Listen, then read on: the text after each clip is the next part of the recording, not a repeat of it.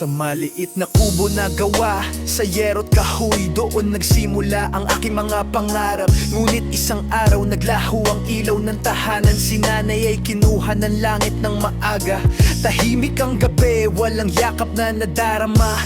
Mga luhay tinatago sa dilim ng kama. Ako si Robert Julimar, batang lumalaban sa mundong puno ng hirap at pagsubok ng buhay. Ako'y anak ng kahirapan, walang sariling tahanan, di nakapagtapos, pangarap ay naiwan.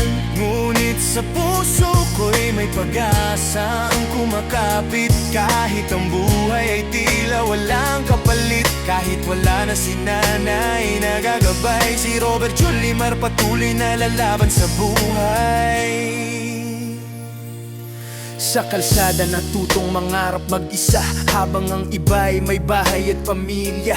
Ako'y naglakad sa landas na magulo, bitbit ang alaala ng yakap ni nanay noon. Hindi man ako nakapagtapos ng pag-aaral, puso ko'y hindi kailanman sumuko. Sa bawat araw na muling sumisikat ang araw, umaasa akong may bukas na naghihintay.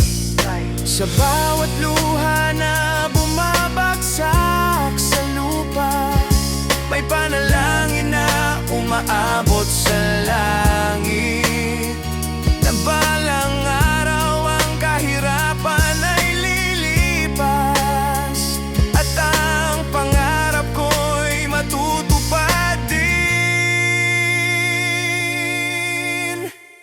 Ako'y anak ng kahirapan, walang sariling tahanan, di nakapagtapos, pangarap ay naiwan. Ngunit sa puso ko'y may pag-asang kumakapit. Kahit ang buhay ay tila walang kapalit, kahit wala na si nanay nagagabay, si Robert Julimar patuloy na lalaban sa buhay.